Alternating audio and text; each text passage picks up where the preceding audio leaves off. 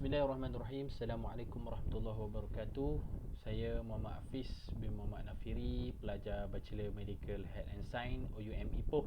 Saya telah menjalani posting klinikal di Jabatan Kecemasan Hospital Raja Permaisuri Ipoh pada 19 hari bulan yang lepas, dan kajian kes yang telah saya pilih ialah kes stroke iskemia. Dalam rakaman video ini saya akan membentangkan tentang kajian kes saya, pesakit saya. Sebelum saya membincangkan dengan lebih lanjut tentang stroke iskemia, izinkan saya memperkenalkan atau mendefinisikan stroke dan punca kepada stroke iskemia. Stroke berlaku apabila aliran darah ke bahagian otak terhalang. Tanpa bekalan darah yang cukup yang membawa oksigen, sel-sel otak akan mengalami kerosakan ataupun musnah. Terdapat dua jenis stroke utama yang dikenal pasti. Stroke yang dikenal pasti tersebut adalah stroke iskemia dan stroke berdarah. Stroke iskemia terjadi apabila berlaku sumbatan pada salah satu salur darah yang menuju ke otak disebabkan trombosis ataupun embolai. Seperti yang boleh lihat pada rajah, itu merupakan contoh. Aterosklerosis menjadi punca kepada sumbatan pada salur darah yang menyebabkan ada iskemia, kurangnya oksigen kepada sel-sel otak, berlaku iskemia dan dia boleh musnah. Okey, protokol stroke pula, stroke protokol menjadi salah satu pendekatan ataupun standard yang digunakan di kebanyakan jabatan kecemasan dalam pengurusan pesakit yang mempunyai gejala gangguan neurologi akibat stroke. Baik, untuk pengetahuan umum, mari kita melihat kepada epidemiologi stroke iskemia. Di Malaysia, stroke itu sendiri menjadi penyebab ketiga utama kepada kematian. Jika dilihat pada graf punca utama kematian di Malaysia pada tahun 2020, terdapat peningkatan sebanyak 0.2% bagi kes stroke dari tahun 2018 ke 2019. Demografi dan sejarah kesihatan pesakit. Encik X, saya namakan pesakit saya sebagai Encik X, merupakan seorang pesakit lelaki bersara tentera berbangsa India berumur 53 tahun. Telah datang ke Jabatan Kecemasan Hospital Raja Permaisuri Bainun pada 25 hari bulan 4 2021 jam 10.47 pagi. Pesakit iaitu Encik X mengalami kesukaran untuk bercakap dengan jelas dan lemah pada bahagian kanan tubuh badan. Pengumpulan sejarah mendapati Encik X sehari sebelum, iaitu 24 hari bulan 2, pesakit memberitahu dirinya telah dirawat akibat tekanan darah yang tinggi, hypertensive emergency, kemudian disahkan mempunyai penyakit hipertensi. Aduan utama yang dialami Encik X ni telah berlaku sejak bermula daripada jam 7 pagi. So ketibaan pesakit Encik X di Jabatan Kecemasan telah mengambil masa lebih kurang sudah 3 jam lebih, iaitu daripada 7 pagi ke 10.45 pagi, lebih kurang 3 jam 45 minit yang lalu.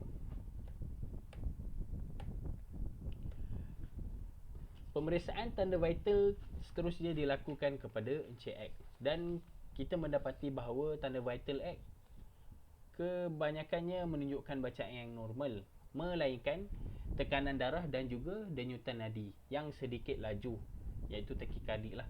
Tekanan darah permulaan Encik X adalah 224/130. 224 tu merupakan bacaan sistolik, 130 diastolik milimeter mercury.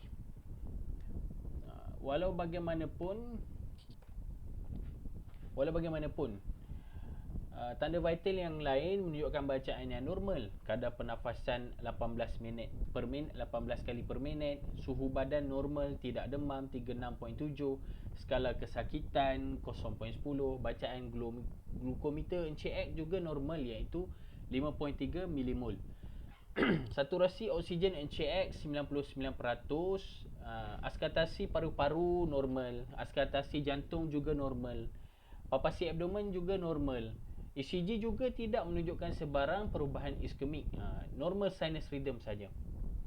Pesakit juga pada pemeriksaan pemerhatian awal kepada Encik X lah, semasa ketibaan pesakit masih sedar. Encik X masih sedar dengan bacaan GCS 15/15.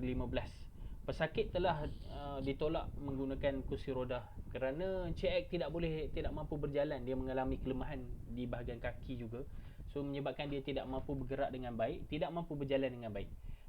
Seterusnya di triage kita melakukan penilaian FAST, iaitu Face, Arm, Speech dan Time. FAST ni merupakan salah satu akronim yang digunakan dalam penilaian terhadap kes yang seakan-akan stroke. Ya, face adalah merujuk kepada kita melihat pemerhatian kepada bahagian muka.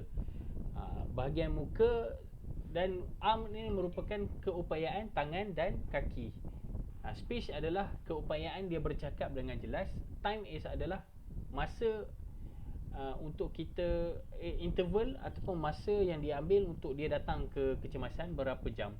Kerana daripada stroke protokol 4.5 jam dalam masa serangan, pesakit perlu diaktifkan stroke protokol.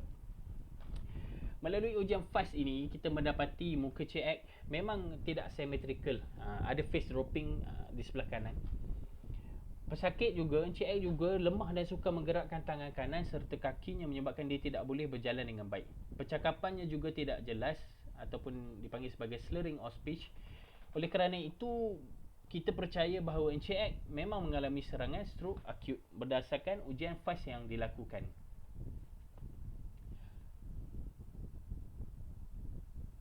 Baik. Kemudian di bilik rawatan zon merah, pesakit Encik X ni diambil darahnya, dimasukkan granula, ujian makmal dilaksanakan. 3 ujian darah yang dilaksanakan iaitu pengambilan ujian darah full blood count, RP renal profile dan juga COAG. Baik. Untuk full blood count, ujian darah full blood count ni menyatakan beberapa komponen, kadar dan jumlah komponen darah. Contohnya hemoglobin, total white count, platelet, hematokrit dan sebagainya. Kepentingan kepada penilaian komponen ini ialah ia dapat membantu mengenal pasti punca stroke dan mempengaruhi keputusan rawatan. Misalnya, saya beri contoh di dalam penulisan, apabila hemoglobin kurang, seperti dalam kes anemia. Anemia dibuktikan merupakan salah satu kepada punca stroke iskemik. Dan juga total white count, infection, jangkitan. Bila berlaku jangkitan, total white count ataupun jumlah sel darah putih ni akan meningkat, bacaan dia akan meningkat. Bila peningkatan ini berlaku, ini menunjukkan bahawa terdapat jangkitan. Jangkitan merupakan salah satu faktor kepada punca kepada stroke iskemia itu sendiri. Namun keputusan daripada Encik X, ujian FBC, hemoglobin pesakit normal, total white count dia pun normal. So tidak menunjukkan sebarang dan ia menunjukkan normal dan tidak dianggap sebagai punca kepada stroke tersebut. Okey, baik. Ujian renal profile seperti dalam paparan juga menunjukkan bacaan yang normal. Mungkin kita lihat pada estimated glomerular filtration rate tu, Encik X mempunyai bacaan 68, iaitu berada pada CKD stage 2 ataupun stage 2 ni merupakan bacaan yang ada gangguan sedikit lah, yang ringan kepada kerosakan buah pinggang. So apa yang penting dalam ujian RP ini sebenarnya, apabila pesakit yang diserang stroke presentasi dengan tekanan darah tinggi atau hipertensi, ini adalah satu perkara biasa yang common dalam serangan stroke. So kita ingin melihat sama ada fungsi buah pinggang Encik X ini ada gangguan atau tidak disebabkan serangan tersebut. So melalui ujian darah ini kita dapat melihat bahawa tiada gangguan yang melampau ataupun yang severe, yang teruk kepada buah pinggang Encik X. Coagulation profile juga memainkan peranan penting dalam ujian yang dilakukan dalam pengurusan kes stroke ni. Kerana apa? Dalam pengurusan stroke itu sendiri, kita akan memberikan pelbagai ubatan dan rawatan. Ujian darah COAG ni menjadi satu indikator ataupun monitoring yang perlu sebelum kita memberi rawatan. Contohnya seperti pemberian RTPA, jika proton beam time ataupun APTT ni mengalami bacaan yang tidak normal, yang menjadi salah satu kontraindikasi kepada pemberian ubat. Tapi bacaan kepada Encik X ni juga menunjukkan bacaan yang normal. Baik, bergerak kepada ujian neurologi. Ujian neurologi ini adalah satu ujian yang penting juga dalam pengurusan kes stroke. Kerana apa? Presentasi stroke itu sendiri dia mengalami kelemahan kepada tubuh badan. Baik. Ada dua ujian yang saya nyatakan dalam kajian ini, dalam kajian kes ini, yang ujian neurologi dan ujian spesifik kepada pengurusan kes stroke ni adalah NIHSS, iaitu National of Institute of Head Stroke Skill. Baik, sebelum saya terangkan dengan lebih lanjut berkaitan National of NIHSS ini, mari kita lihat kepada ujian neurologi. Okey. Ujian neurologi ini terdiri daripada kekuatan, tone, refleks dan juga sensasi kepada pesakit itu. Hasil ujian neurologi yang dilakukan ke atas Encik X mendapati kekuatan pada bahagian kanan tubuh badan Encik X mendapat jumlah markah 2 ke 3 daripada 5, iaitu markah penuhnya 5 lah. Berbanding yang sedikit kurang berbanding bahagian kiri 5/5, menunjukkan bahawa ada gangguan neurologi yang berlaku terhadap Encik X. Baik. Kita lihat kepada NIHSS. Skor NIHSS ini sebenarnya memberikan ukuran kuantitatif tahap keparahan gangguan neurologi yang terdiri daripada 11 elemen berbeza yang menilai kemampuan khusus. Merujuk kepada elemen 5 dan ke-6, iaitu 5 itu motor arm, penilaian kepada kekuatan tangan, dan 6 ada motor leg, penilaian kepada kekuatan kaki. Okey.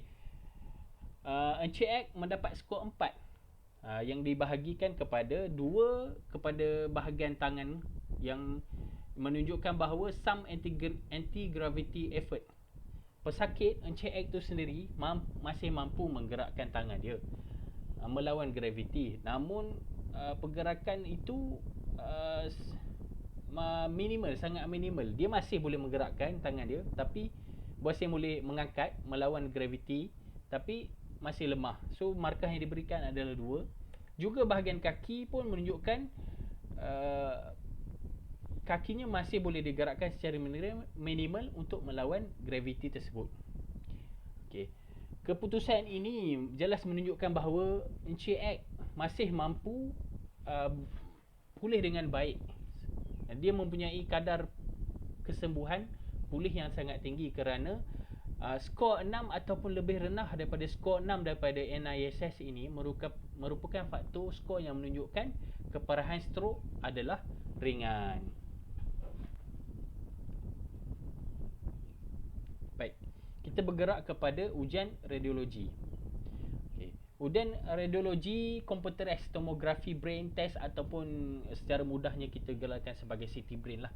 CT brain ni merupakan satu gold standard, ujian gold standard kepada stroke. Tak kira lah stroke iskemia ataupun stroke iskemik. Kerana apa? Hanya CT brain saja kita dapat membezakan.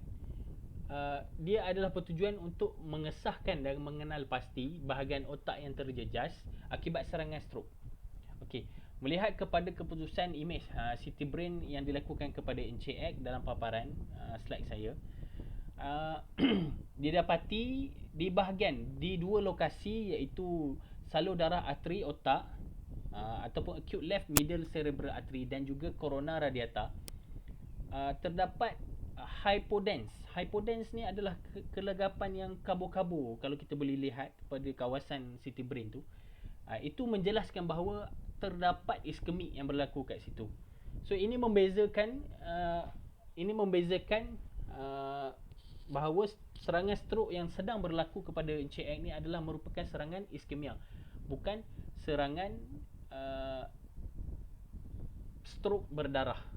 Kerana perbezaan daripada gambaran ini, dia hanya menunjukkan hypodense bukan hyperdense.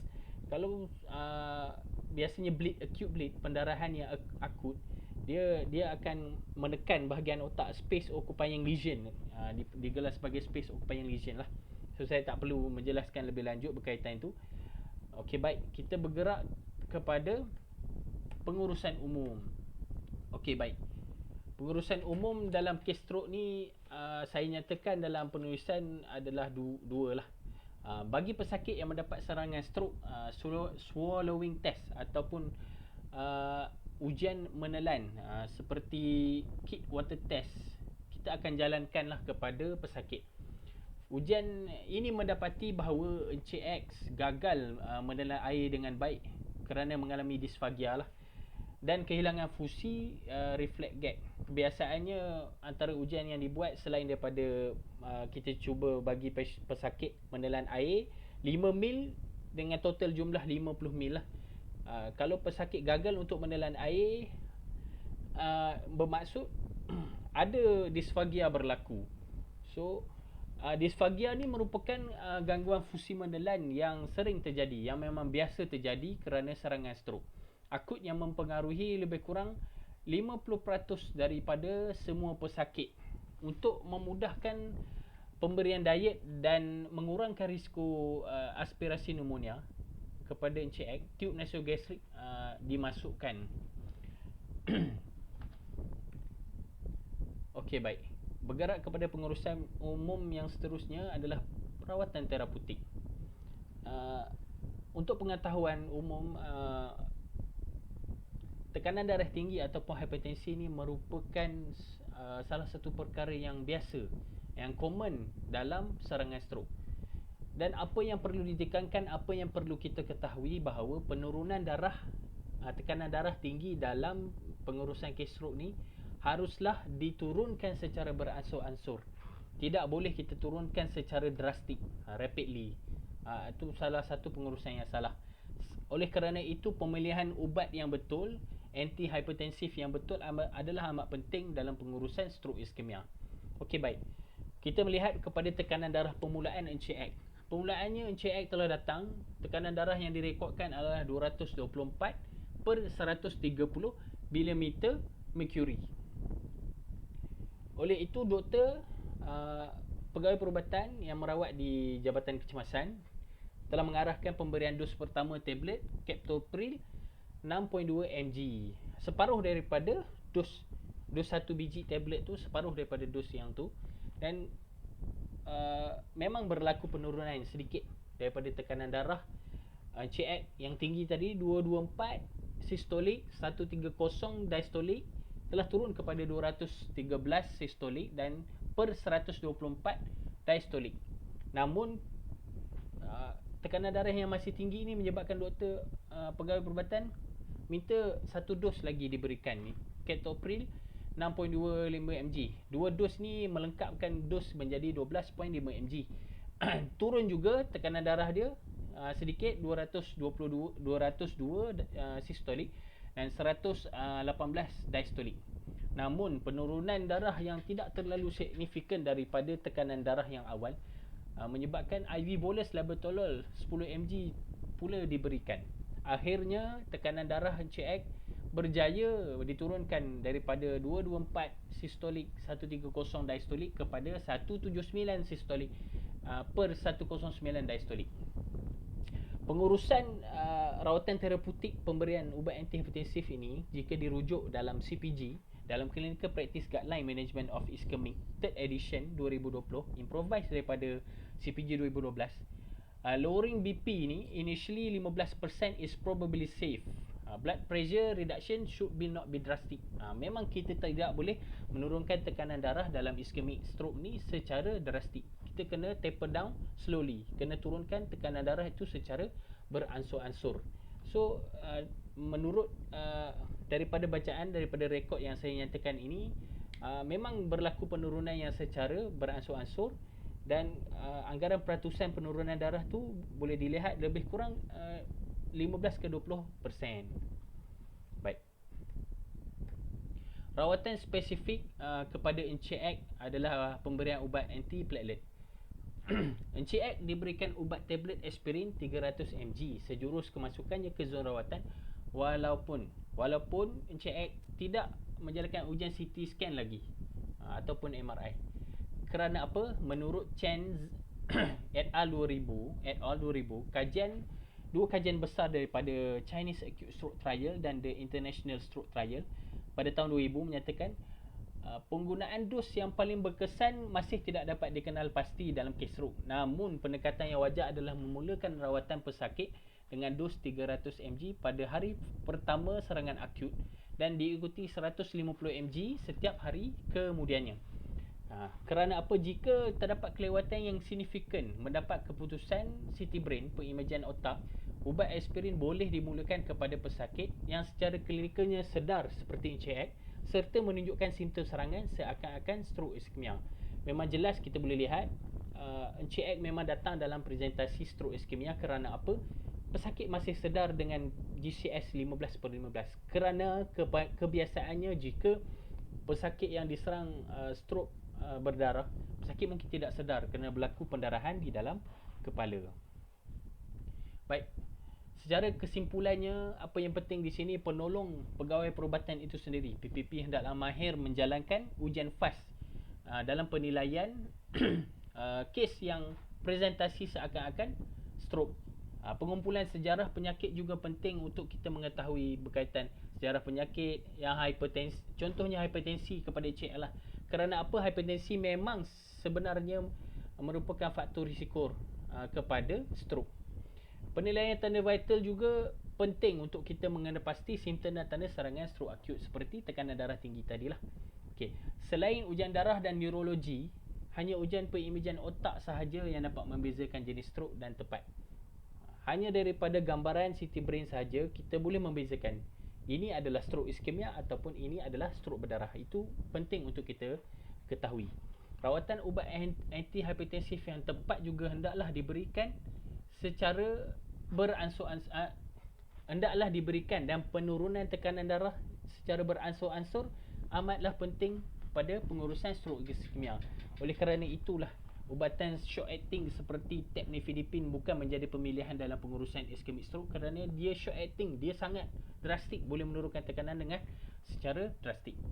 Seterusnya, ubat antiplatelet iaitu tablet aspirin juga hendaklah diberikan secepat mungkin dalam kes stroke iskemia, sekurang-kurangnya 48 jam daripada onset serangan. Dan kita perlulah melihat kepada tanda klinikal tadilah, contohnya sedar, kalau tidak sedar ataupun dia memang mempunyai ubat antiplatelet sebelumnya, itu kita perlu berhati-hati dalam pemberian antiplatelet. Baik, itu sahaja pembentangan kajian kes saya pada hari ini. Semoga ia bermanfaat kepada semua. Terima kasih. Assalamualaikum warahmatullahi wabarakatuh.